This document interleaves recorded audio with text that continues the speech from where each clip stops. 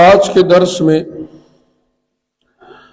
احادیث مبارکہ کی روشنی میں حضرت عیسیٰ علیہ السلام کا آسمان پر جانا اور دوبارہ قیامت کے قریب اترنا،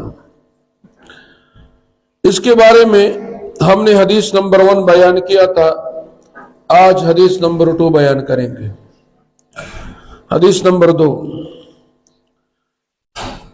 فبينهما كذلك إذا بعث الله المسيح ابن مريم فينزل عند المنارة البيضاء شرقيا دمشق بين مهرودتين واضعا كفيه على أجنحة ملكين فيطلبه حتى يدركه بباب لد فيقتله۔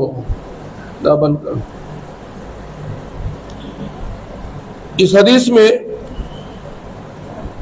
اللہ کے نبی صلی اللہ علیہ وسلم فرماتے ہیں، ادھر اللہ تعالی حضرت عیسیٰ علیہ السلام مسیح بن مریم علیہ السلام کو بھیجے گا۔ وہ دمشق کے مشرقی مینارہ پر اتریں گے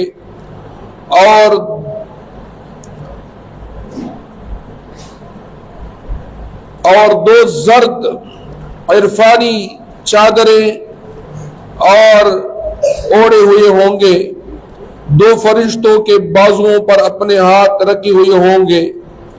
وہ دجال کا پیچھا کریں گے اور بابلد بیت المقدس کے قریب ایک جگہ ہے، ایک گاؤں ہے، ایک مقام کا نام ہے بابلد میں ایک مقام ہے، وہاں پر اس دجال کو پکڑ لیں گے اور یہاں اس کو قتل کریں گے۔ ترجمان السنہ جلد نمبر 100 صفحہ نمبر 537۔ یہ حدیث نقل ہے صحیح مسلم کتاب الفتن باب ذکر الدجال، حدیث نمبر 2937۔ جامع الترمذی باب فی فتنۃ الدجال، حدیث نمبر 2240۔ اصلی مصفحہ جلد نمبر 2 صفحہ نمبر 155 156 ایڈیشن 2، ان کتابوں میں یہ حدیث موجود ہے۔ یہاں پر مرزائی مقام لد کا مطلب لدھیانہ لیتے ہیں، یعنی وہ مقام جو فلسطین میں بیت المقدس کے قریب ہے، اس مقام سے مرزائی ہندوستان میں ایک جگہ ہے لدھیانہ، وہ مراد لیتے ہیں۔ حالانکہ مرزائیوں کا جو بڑا دجال ہے مرزا غلام قادیانی ملعون، وہ بھی لدھیانہ سے لد سے وہی مقام لیتے ہیں جو بیت المقدس کے قریب ہے، اور یہ موجود ہے ازالہ اوہام حصہ اول صفحہ نمبر 220، روحانی خزائن جلد نمبر 3 صفحہ نمبر 209۔ وہاں پر مرزا صاحب نے خود لد سے مراد بیت المقدس کے دیہات سے ایک گاؤں تسلیم کیا ہے۔ مطلب یہ کہ مرزائی خود اپنے اس بڑے ملعون کی بات کو نہیں مانتے۔ حدیث نمبر 3، عن جابر بن عبداللہ رضی اللہ تعالیٰ عنہ یقول سمعت النبی صلی اللہ علیہ وسلم یقول لا تزال الطائفة من امتی یقاتلون علی الحق ظاہرین الى یوم القیامہ قال فینزل عیسی بن مریم فیقول امیرهم تعال صل لنا فیقول لا ان بعضکم على بعض امراء تکرمت اللہ هذه الامہ۔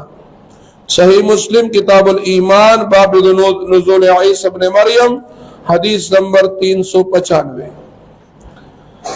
ترجمہ، حضرت عیسیٰ ابن مریم نازل ہوں گے تو مسلمانوں کے امیر ان سے کہیں گے کہ آئیے نماز پڑھائیے، وہ فرمائیں گے نہیں، تم میں سے بعض پر امیر ہے، یہ اللہ کا اس امت کے لیے اعزاز ہے۔ اس حدیث کے لفظ عیسی ابن مریم نے مرزائیوں کی تمام تعویلات واہیہ اور خیالات باطلہ کا بخوبی قلہ کما کر دیا، یعنی مکمل طور پر خاتمہ کر دیا، اور روز روشن کی مانند واضح کر دیا کہ آنے والا مسیح وہی اسرائیلی نبی ہے، نہ کہ اس امت کا کوئی اور شخص، یعنی مسیح۔ یعنی مرزائی کہتے ہیں کہ اس سے مراد عیسیٰ ابن مریم نہیں بلکہ مرزا غلام احمد قادیانی ملعون ہے، وہ یہ کہتے ہیں۔ حالانکہ اس حدیث مبارکہ میں یہ واضح بالکل صاف طور پر معلوم ہوا کہ مراد حضرت عیسیٰ ابن مریم ہے، وہی عیسیٰ ابن مریم جو بنی اسرائیل کا پیغمبر تھا، لہذا کوئی اور شخص اس سے مراد نہیں ہو سکتا۔ نیز مہدی اور عیسیٰ دونوں علیحدہ علیحدہ شخصیتیں ہیں، نہ کہ ایک، اس لیے کہ مرزا غلام احمد قادیانی ملعون نے پہلے مہدی کا دعویٰ کیا تھا کہ میں مہدی ہوں، اس کے بعد عیسیٰ علیہ السلام ہونے کا، مسیح کا دعویٰ کیا تھا، لہذا دو یعنی مہدی اور مسیح ایک ہی شخص نہیں ہو سکتے، یہ دونوں علیحدہ علیحدہ شخص ہے۔ مہدی علیحدہ شخص ہے اور عیسیٰ یعنی مسیح ابن مریم علیحدہ شخص ہے۔ جس طرح قادیانی کہتے ہیں کہ مسیح اور مہدی ایک ہی شخص کا نام ہے جو مرزا ملعون ہے، اور دلیل یہ دیتے ہیں کہ لا مہدی الا عیسیٰ، اس کا جواب یہ ہے کہ یہ ابن ماجہ کی روایت ہے جو سند کے اعتبار سے بالکل ساقط اور غیر معتبر ہے، لہذا جو قول سند کے لحاظ سے صحیح نہ ہو اور روایت غیر معتبر ہو اس کو دلیل میں پیش نہیں کیا جا سکتا۔ معلوم ہوا کہ مرزا غلام احمد قادیانی ملعون نے جو مہدی ہونے کا دعویٰ کیا تھا اور اس کے بعد عیسیٰ علیہ السلام کا دعویٰ جو انہوں نے کیا، مثل مسیح کا دعویٰ کیا، یہ دعویٰ بالکل جھوٹا تھا، اور ایک شخص نہ مہدی اور مسیح دونوں ایک جیسے نہیں ہو سکتے، وہ علیحدہ علیحدہ شخصیتیں ہیں۔ مہدی علیحدہ شخصیت ہے اور عیسیٰ علیہ السلام علیحدہ شخصیت ہے۔ علاوہ ازیں خود مرزا ملعون نے لکھا ہے، یہ کتاب ہے تحفہ گل رویہ صفحہ نمبر 47، روحانی خزائن جلد نمبر 17 صفحہ نمبر 167، اس پر خود مرزا ملعون نے لکھا ہے کہ اس لیے ماننا پڑا کہ مسیح موعود اور مہدی اور دجال تینوں مشرق ہی میں ظاہر ہوں گے۔